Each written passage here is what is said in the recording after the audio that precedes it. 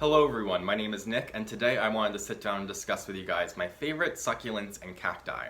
Now, if you follow me here on YouTube or Instagram, you probably know I'm a little bit more inclined to foliage plants, as you can kind of see from the plants currently growing around me, but I absolutely do love succulents and cacti. In fact, I do have an entire window in my home devoted to my succulent and cactus collection. So I just wanted to take a moment today to sit down and hone in on those ones that I would consider to be my favorites. One of my favorite succulents that I grow in my home would have to be Kalanchoe tomentosa, which is commonly referred to as the panda plant. Now, I'm very fond of Kalanchoe as a genus overall, and I should probably mention that you might hear Kalanchoe pronounced Kalanchoe, and that's totally correct.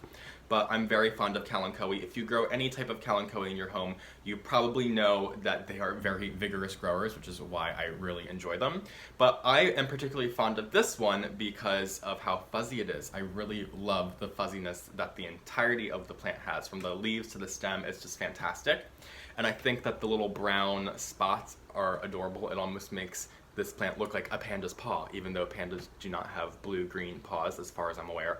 But it's just an absolutely adorable plant. It's very easy to grow. I've been growing this one in my home for probably about 3 to 4 years now, and it's just never given me any grief. And anytime a leaf falls off, or if I knock a leaf off, I just place it in the soil and another plant grows, which is why this plant is so full of plants. It was only one when it started, this one main one. But I've since propagated so many other plants from leaves that have fallen off. That's where all of these other plantlets are coming from around the plant. So it's just such a vigorous and prolific grower. I highly recommend trying it out if you're looking for a fun succulent. It definitely requires a lot of light for it to grow to its fullest potential. That's something you're going to notice with succulents if you are more into the colorful succulents, like the reds and the blues and the purples. They're definitely going to require a little bit more sunlight than, say, the green succulents would, or a deeper green succulent would definitely require, like minimal light for a succulent. So we're talking like a north or east facing windowsill, but this is definitely a plant that would fare best in perhaps a south or west facing window that's receiving a lot of late in the day light, which is a little bit more intense. I should mention that those directions apply to the hemisphere that I live in, which is the northern hemisphere. But such an incredible plant, a really wonderful succulent that I know I'm going to enjoy for many years to come. The next plant I want to highlight today is my Lespismium cruciforme. So when I stumbled across this plant at a local plant store here in Philadelphia, I had no idea what it was, and the people working at the plant store had no idea what it was. So I had to turn to my Instagram stories to find out what this plant even was. But that's what I loved about this plant. So there's two types of plants for me. There's the plants that are on my wish list that I'm actively seeking out, and then there's the plants that I have absolutely no idea what they are when I find them. I'd never heard of them before, and I have to have it. So this definitely falls into that latter category. So this plant is just so incredible. It's so funky, and I just love the red coloration that the leaves have been getting ever since I brought it home, because I am growing this cactus, or this jungle cactus, in the south-facing window, which is a little bit too much light, I would assume, for a jungle cactus or a Lespismium, but it hasn't given me any grief. In fact, it's just giving me some extra redness to the stem, so I've been really enjoying that. So I am not overwatering this plant. It isn't a ceramic planter that is not porous compared to terracotta, so this planter does hold on to moisture, which is something you have to be a little bit wary about when you are growing succulents and cacti. You do want the soil to be very well draining if you are planting in something that's not as porous. So I do use a lot of perlite and orchid bark in my mixture here, as you can kind of see. But such an interesting plant, it's certainly hard for me to turn down something as funky as this when I stumble upon it in a plant store. Next up, I want to highlight this Peperomia here. So this is a Peperomia graveolens ruby glow, and I believe it's just commonly referred to as the ruby glow Peperomia, from the red coloration that the leaves have. I should mention right off the bat that graveolens in Latin means odorous, and if you've ever had the displeasure of smelling this flower, it smells like nacho cheese Doritos, but in a bad way. I mean, I don't really like nacho cheese Doritos, so I'm biased for certain, but yeah, it's not a very good scent. So I would definitely not want this plant flowering in my home in particular, but it's such a beautiful plant. I really, really enjoy the taco-shaped leaves. There are a few peperomias that are more succulent peperomias that have this appearance in the leaves, but none of them, except for this one that I'm aware of, have this red coloration. So that is why I'm particularly fond of this peperomia. But it's so beautiful. I've had this one for about 2 years now, and it's been very prolific. It's actually been dying back a little bit for me. It's had some, you can see some bare stems. I've lost a few leaves, so I'm not sure if that has to do with cold temperatures, or perhaps if I've been overwatering this plant a little bit, or even underwatering it. It could be anything. I need to pay a little bit more attention, I guess. But this plant is actually, or peperomias in general, and some other succulents as well that I'm going to be talking about in this video, are summer dormant, which means that they grow in the wintertime. So this is one in particular that is a summer dormant plant. So now that we are entering the winter months, this one is probably going to start growing for me a lot more. And you can see right here a brand new stem of new growth that's been growing pretty actively for me right here, this one that's kind of wonky. So a very fun plant in the fact that it does grow opposite of many other plants that you're growing in your home. And as I mentioned, there are some other succulents that fall into this category. So for example, Kalanchoe, which I talked about earlier in this video, and Senecio, which I'll be discussing later on, are definitely other ones that fall into this category of summer dormant plants. But I just think that's such an incredible characteristic. So while your other plants are sleeping, these plants are growing. So I just mentioned Senecio, a genus of mostly succulent plants that is also falling into that category of summer dormant plants. And one of the most common plants that you're going to find in that category of Senecio is going to be string of pearls. However, there is a Senecio that's a little bit more in my heart, ingrained in my heart as the plant that I love. So this is Senecio macroglossus. This one in particular is Senecio macroglossus mediopictus, but probably the more common one that you would find, I have a little cutting right here, is Senecio macroglossus variegatus. It's a very wonky cutting, as you can see. These are such fun plants. As you can see, when I first pulled this plant up, you might have actually mistaken it for ivy, which is known as the genus Hedera. But this is not. This is, as I mentioned, Senecio. So it's very, very closely related to string of peas, string of pearls, whatever you would like to call it. String of bananas even, string of dolphins, all of those plants are going to fall into the Senecio genus category. But I just adore that this plant looks like ivy. In fact, I believe someone commented on my video when I talked about this in the past, and they said it looks like a 3-year-old was trying to cut up ivy out of construction paper, and I just fell in love with that description. I think that fits this plant's appearance so well. So a really, really fun plant, and as I had just been recently talking about, this is a winter grower or a summer dormant plant. So this plant is going to grow very, very actively for me in the wintertime going into the springtime. So I'm very excited about that. I actually do have another one in my home that is too large for me to even pull down. It's where that little cutting had come from of that other plant that the other type of Senecio macroglossus that I'm growing. And it is so nice once it grows. It is such a vigorous grower, and you can kind of trail it all around, similar to how you would, or how I like to trail around like pothos and syndapsus around my home, which are more tropical plants. We're talking about succulents today. A really, really underrated houseplant. This is such a cool houseplant. It definitely gets passed over simply because I don't think people realize what it is. I don't think they differentiate this plant as not being Hedera ivy when they see it in the store, so they don't think it's something particularly impressive, but that to me is why I love this plant even more. It's such an interesting plant. I love that it mimics a very, very common plant, but one doesn't have the headache that ivy carries. I personally think ivy is a very difficult plant to grow. I'm sure many of you had much success with it, but for me it's a light lover and it gets spider mites so easily, and this plant is very much more resilient to pests and doesn't require as much light as ivy does in order to keep its leaves. So a much more viable option in my opinion to grow in the home if you're looking for something to have more of that urban ivy vibe. Next, I'm going to talk about a true cactus, which is probably the only cactus that I'm really going to be talking about in this list, unfortunately.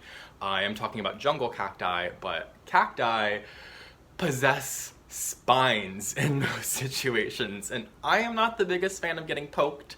I do work around cacti at the shop. I do sell them, and you get poked a little bit more often than you would like. So I am not the fondest of cacti, but I still do love them. Of course, I love all plants. It's just I've learned to love them from afar. But I do have a few cacti in my home that I'm quite fond of. In particular, my favorite cactus, if I had to pick one cactus, would be this Acanthocereus tetragonus fairy castle, which is commonly referred to as the fairy castle cactus. As you can probably see why in its appearance, it just looks like this mounding clump of like castle towers that looks like little ants or little people could live in. It's just so cool. It definitely has that North American cacti vibe, which I am quite fond of. But as I mentioned, this cactus is much nicer to me. It definitely has spines and it has the capacity to poke me, but these spines are nicer. They're much more nicer. They're much more soft, and they don't tend to get stuck in your skin like some of the glochids do, which are on opuntias, which are those little like hair-like spines that are on like, you know, the prickly pear cacti. So I'm not a fan of those, but this type of thing doesn't bother me as much. But when it looks like this, you can see why I love it. And I should mention, I'm sure there's some cacti growers out there that are probably wincing at the fact that I have this growing in a piece of glass and it's got stones on the bottom of it. I know I'm breaking every rule. I've been growing this cactus in Haworthia little arrangement for 5 years now. I've had it for a pretty long time. It was definitely one of my first house plants. And it was like one of my first little projects that I did. I've obviously learned a lot since then. But you know what they say, if it ain't broke, don't fix it. And this plant arrangement has not given me a reason yet to repot it because of how prolifically the plants have been growing. So I will get around to a point of repotting this into a much more appropriate planter, which will be something more terracotta or at least with a drainage hole, I know. But I've been really enjoying this plant. This is definitely my favorite cactus for many, many reasons. But I've just really enjoyed it and I highly recommend it. It's not hard to get your hands on. I actually think I purchased this from IKEA 5 years ago, so I'm sure they probably still have them there now. But a really cool plant. It has such a funky growth pattern and I definitely had to share it with you guys. The next plant I wanted to highlight is my Xerosicyos danguyi, which is commonly referred to as the silver dollar vine. And this plant is notorious for being a slow grower. This is a plant that people often have sitting on their windowsill for many months without doing a single thing. I actually just noticed the other day that mine has a few new shoots coming off, which is exciting because mine was exactly that, a plant that was sitting on my windowsill for many months without doing a single thing. So this is a light-loving plant. You're definitely going to want to grow this plant in a bright window, perhaps a south or west-facing window if you're in the northern hemisphere. And you're also not going to want to overwater it. It's definitely a plant that's going to want to stay on the drier side. So in nature, this is a caudiciform, which means that this plant has a caudex. So think like a ponytail palm, how it has that swollen wooden trunk-like base. This plant has that as well. However, when they grow this plant from cuttings, it's not going to ever form that caudex. So if you ever walk into a botanical garden, you might see this plant looking a little bit different than the ones that you have in your home because they were probably grown from seed over a lengthy period of time, while the ones that we have growing in our homes are only grown from cuttings. So just something to point out in terms of appearance if you do find this plant looking otherwise. But a really interesting plant. It's been really popular over the last year or two, probably for the round leaves. I think people have been getting really into this whole round structure ever since the Peperomia boom. So that's definitely something that I've noticed that people are really into, but there's a good reason why people are into this plant. It's just so cool. It's got such a nice look to it. It's very muted, and it's one that's not necessarily gonna catch someone's eye when they walk into your home, but once they notice it, they're definitely gonna fall in love with this plant. I also wanted to talk to you guys today about my Selenicereus chrysocardium, which is commonly referred to as the fishtail cactus. And just like the Xerosicyos danguyi, I have not had this plant for entirely that long, but it's very quickly rose up in the ranks in terms of my favorite succulents and cacti. I really enjoy the look of this plant. I have it hanging up in a window, and I just love the way it looks very aggressive in the way that it hangs. It's got such a nice vibe to it. It's very bohemian as well. If I were to pick a few plants that I would consider to have like that boho look, this would definitely be one of them, specifically if it was in large numbers, in like a large hanging basket. However, this plant, as a buyer, I don't understand why, but it's so expensive when I order them at the store where I work. The sticker price is so high, which is such a shame because I really don't understand why they have such a high price. I'd love that explained to me, but they're such incredible plants to grow. They're quite fast growing as well. If you watch my peppers plant haul, which is where when I got this plant maybe like 2 months ago, it did not have this entire appendage right here, which has very quickly grown in. So I'm very excited to see what this plant's gonna look like in a year's time. I have not had it for longer than 2 months, but it's just been proven to me to be a very easy grower, which is why I have to talk with you guys about it today. Regardless of the price, I really enjoy it. If you can find it in smaller pieces like this, it's not gonna carry that sticker price, but typically you're gonna find these in like large hanging baskets, at least when I'm able to get my hands on them at the store where I work. And that is usually when they carry a larger price. So if you're able to find a friend to split one of these up with, I would highly recommend it. But a really fun plant. It's got such a nice bohemian appearance. I absolutely love it. Very fast grower. Obviously, like I said, I haven't had it that long, so I don't usually like to speak on a plant's care if I haven't cared for it for like an entire year. But I'm just giving this plant bright light, and I'm letting it dry out entirely before I give it a good drink. And this plant has just been giving me lots of nice growth.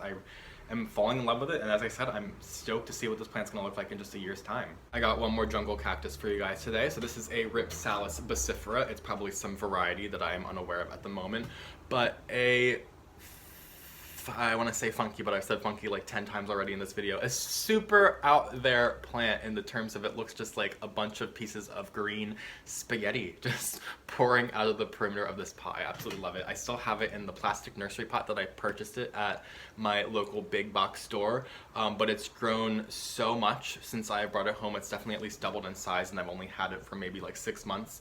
And I have this one pulled back a few feet from a southern facing window, so while it's in bright light, it's not necessarily getting a huge amount of light, which is something I've noticed that my jungle cactus or my Rhipsalis in particular definitely appreciate. They don't want to be in the brightest of light, but they still definitely need bright light in order to grow adequately.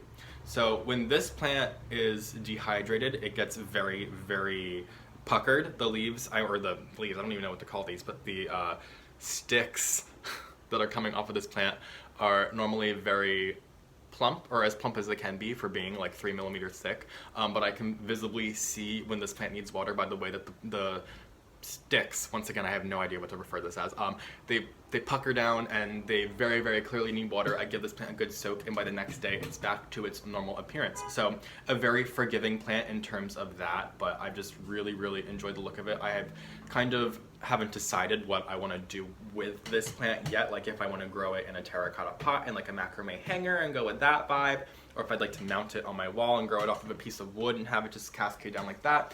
There's a lot of options, and there's some really nice opportunities I have with this plant here, but I just don't know what route I want to go yet. So I'll be interested to see what I finally come up with in a matter of time. But yeah, such a cool plant. If you do find a plant like this, it's gonna be a really, really interesting specimen in a matter of a few years when this is just a total waterfall of green spaghetti. And that's why I'm so in love with this plant. I feel like it has so much potential. I've been really, really enjoying this plant. It was a great find, and it's been a very prolific grower. Last but certainly not least, I have to share with you guys my Ceropegia woodii Variegata, which is commonly referred to as the variegated string of hearts. Now, if you look into this plant online, you're probably going to first off see, one, that it's not necessarily inexpensive, and two, you're probably going to read that this plant is a very slow grower. But rest assured, I've only had this plant for a little bit over a year now, and I did purchase it as a very, very small plant, and it has grown exponentially for me ever since I brought it home. And I feel like this plant has a stigma of being slow growing because the more common version of this plant and the more inexpensive version, Ceropegia woodii, or just the plain green string of hearts, that plant is notorious for being a fast grower. In fact, I've been growing one in my home for a little over 2 years now, and that thing, if you have it in the right conditions, that thing will grow like a foot plus a month. And this plant does not grow a foot plus a month, so I feel like because of that, people kind of say it's slow growing, but the proof is in the pudding. You can see right here that this plant is not as slow as people say it is. It's just such an incredible plant. It's such a gorgeous plant too, and it's so easy and giving. I purchased this as a very, very small plant last September, I would say, and like the September 2018. And once it got a little bit longer, I cut it back, I propagated it. So I would definitely say that this plant takes some persistence and propagation if you do find it small, but in just a matter of time, you can have a really, really large plant. And I'm just really like honing in on that aspect today because I know that these plants, as I've been saying, are very few and far between to find them in a large pot, and they don't have a low price tag. So I just want to give you guys that hope and inspiration that if you do purchase that plant small, it absolutely can be a really incredible plant one day. And I am so proud of this plant. I feel like this is one of the plants I'm absolutely most proud of to grow in my home, just because of what it was and what it's become, and that's something I'm always thinking about in the long run with my plants. So that's why this plant really holds a very special place in my heart. And it's really at a point now where I'm excited to be able to share a nice long piece of this with my friends if they've been looking for it, because as I said, I know this plant doesn't necessarily have a low price tag. So this is a plant that is just so giving, it's so rewarding to grow, definitely one of the most rewarding plants that I've been growing in my home. The leaves are phenomenal in terms of coloration and pattern. It's just such a beautiful plant to look at. If you are into variegation or pink plants, this is one of the ones that I highly recommend having in your home. Alrighty, thank you guys so much for joining me on today's video where I talked about my favorite succulents and cacti. I definitely am a much more foliage forward YouTube channel here, so I was very excited to take a moment to talk about my succulent and cacti friends. So thank you guys again for watching. If you don't already, follow me on Instagram at phillyfoliage, subscribe to my channel, and I will see you guys in my next video. Have a great day!